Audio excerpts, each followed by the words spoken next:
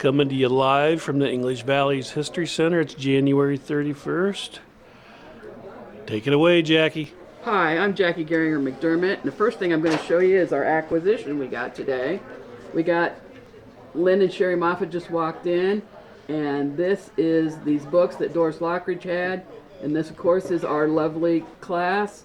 I was in second grade. You can find me in the top row there, and there's Helen and Betsy and everybody that was in my class, and your class might be here too if you're close to my age. We're going to get all these, see, they don't have the names on them, so we're going to figure out the names we know the best, and then we're going to put them on the on Facebook so we can get everybody identified for sure. And we're going to work on those this spring. That's one of our main goals. This diary was written by Lib Wade. She was my dad's great aunt, and her full name was Mary Elizabeth Claypool Wade. She is 75 years old in September of 1950. And here is a picture of Lib with her birth family. Her older brothers and sisters are all behind her. She's in the center of the picture, and she was the last living member of her biological family.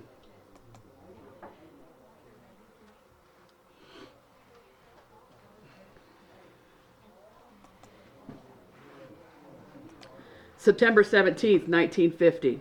Nice and sunny but cold. Warren came down this morning and got Russell's rifle. He is going squirrel hunting. He has leased his hauling business to Jack Lockridge. He has 4 days yet to work it himself. He needs a rest. And here is Warren. He's Libby's second son. He's on the right in this picture. And he had a cream route at the English Valley's Cooperative Creamery. And Russell is his younger brother. So from the left, it's Wayne or Perky Wade, Russell or Taller Wade, and Warren or Mike Wade. And they're shown in front of Russell's house where he lives with his mother, Lib Wade.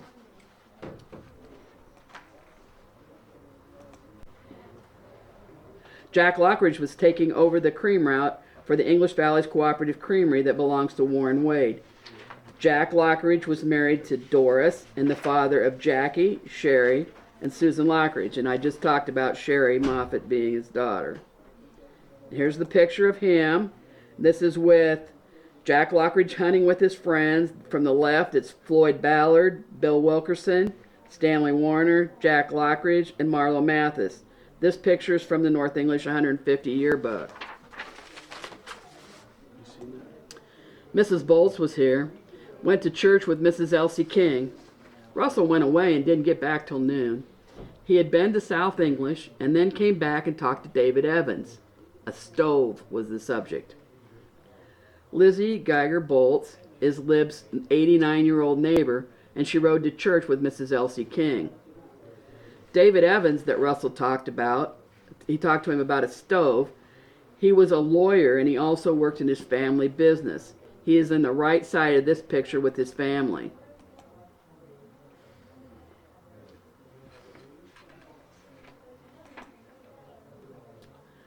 The Evans hardware store was at 118 South Main, a building that later housed the Fair store. And in fact, the Evans family sold the building to the Thomas/Dixon family in 1951. And here's the hardware store when they owned it.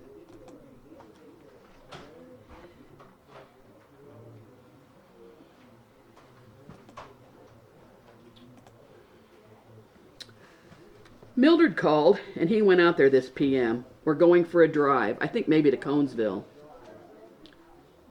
Mildred Reese is Russell's girlfriend who lives in the country west of town with her parents. And she's in this picture on the left with her brothers, Raymond, Harold, and Walter.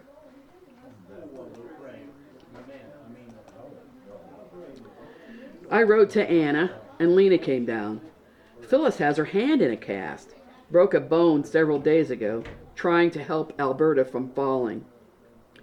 Anna Cray is Lib's married daughter in Texas, shown here with her husband Richard Cray.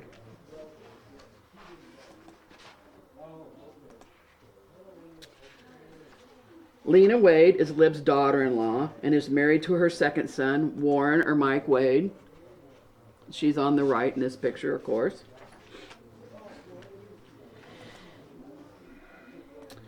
And Phyllis is Mike and Lena's daughter, who is 19 years old.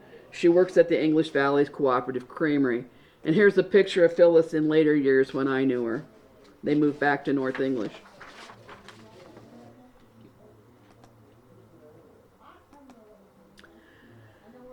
Phyllis's friend and relative, Alberta or Bert Claypool, who is also Lib's great niece, was falling and Phyllis broke her hand trying to help her.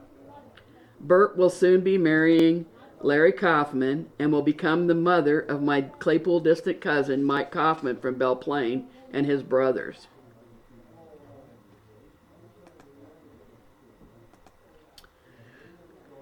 I talked to Gertie. Leroy Carter, the minister, whose picture was in last night's paper, is John's boy. He now lives in Cedar Rapids. Gertie Claypool was married to Lib's nephew, Leighton Claypool, or Happy Claypool as he was called, and she was the mother of Harold, Doris, Lloyd, Jean, Winston, and Leighton. Her maiden name was Singleton, and her birth mother's family were the Carters, so John Bramer Carter was her uncle, and his son Leroy Carter was Gertie's cousin. And here's a picture of John Bramer Carter and his second wife, Blanche.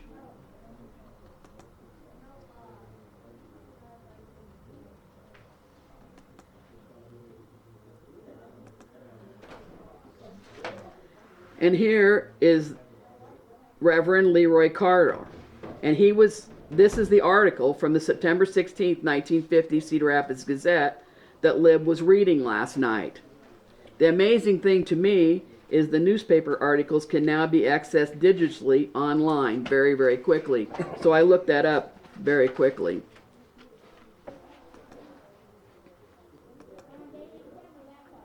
Hattie was over a while.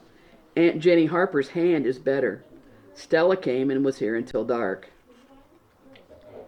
Hattie Newberry Killian is Lib's neighbor from over on Boland Avenue. Jenny Harper is Hattie's aunt, who poked herself with a sewing needle. She is on the back left side in this picture.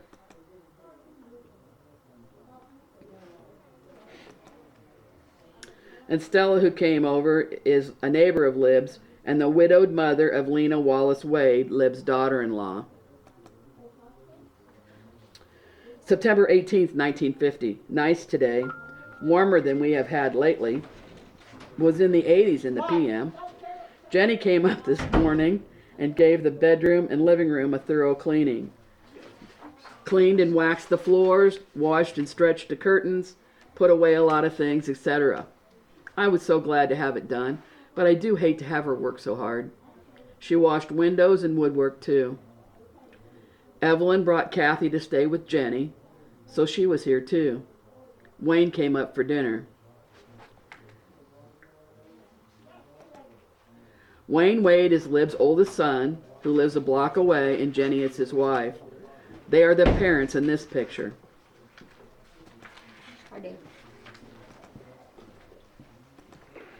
Kathy Kurtz is their granddaughter, and she came up today to be with her grandma and her great-grandma.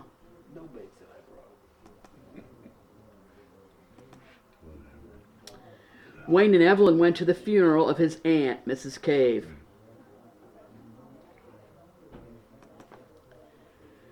Wayne Kurtz is Perky and Jenny's son-in-law, as he is married to their daughter, Evelyn. Wayne is in the back row on the right side in this picture. I should name these people all off. It's Carl Johnston on the left, then Harold Claypool, Milo or Shy Lockridge, Floyd Brown, Wayne or Perky Wade, Bill Hester, Wayne Kurtz, and Frank Calvin. Excuse me, Frank Mullen.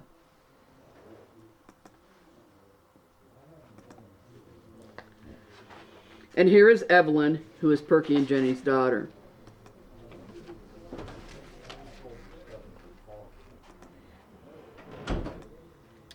Maud was here a while in the PM. Also, Frida and the children were in a few minutes.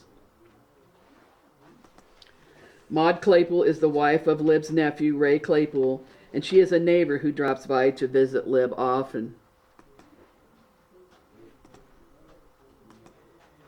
Frida Wade is married to Perky and Jenny's son, Walter or Bud Wade, and they have 2 small children, Claudia and Jim Wade, and they live a half a block away. Lawrence Hudson painted the garage and woodshed, a second coat. It looks nice and white now. I think Jenny expects to come again tomorrow and work in the kitchen. Russell cooked steak for supper. I am awfully tired. I didn't do much, but I didn't feel very well either. I had a rest this evening and I feel better. Russell has gone uptown. He brought several melons from Conesville yesterday. Brought them into the house this evening. For those of you who are not familiar with this area, Conesville is a town down by Muscatine where there is sandy soil and they grow the best tasting watermelons and muskmelons that I have always thought were a real treat. September 19th, 1950. Rained a little in the night. Still nice and warm today. Weather forecast was for cooler today, but the weatherman makes mistakes too. Jenny came up again and is working in the south room, painting the woodwork white. Wayne was here for dinner. I sent to Kitchen Club for stationery, 25 cents. I saw the ladies over at Minnie's on the porch a while this p.m. Their babies arrived Saturday. They don't do what we used to, be quiet for days. Minnie Zomer is a private nurse whose home is across the street. 2 local women have just had their babies last Saturday and are under the care of Mrs. Zomer in her home. Frida and the children came up. She said Sally and Bus Hall's baby is very sick with what Dr. Miller called spinal meningitis. He is in St. Luke's Hospital in Cedar Rapids. Their other children are at the grandparents' halls. Sally and Bus Hall's 9-month-old baby was our own John Hall from the class of 1968, and he happens to be here this morning too. The Hall grandparents and his dad are shown in this picture. In the front row is Bertha Wade Hall, Ora Hall, and Mina Debler Hall, and in the back row are Cleo or Bus Hall, Leo or Chubb Hall, and Eloise Hall Swink.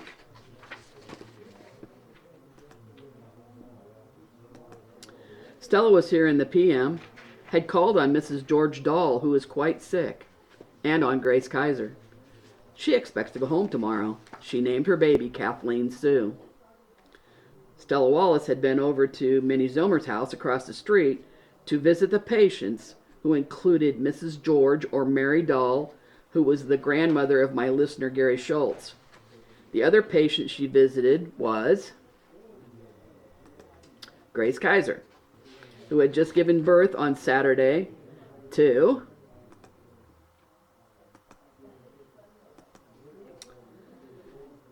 Kathleen Sue Kaiser from the class of 1968, who is now Kathy O'Rourke, our retired North English City Clerk.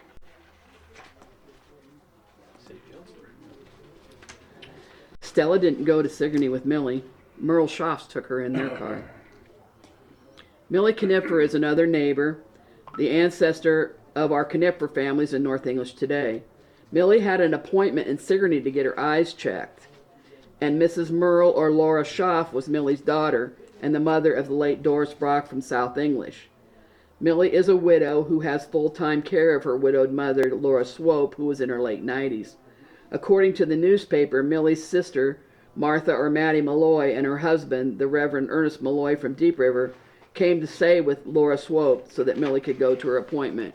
And here's the 5-generation picture that shows Laura Swope, Millie Knipfer, let's see,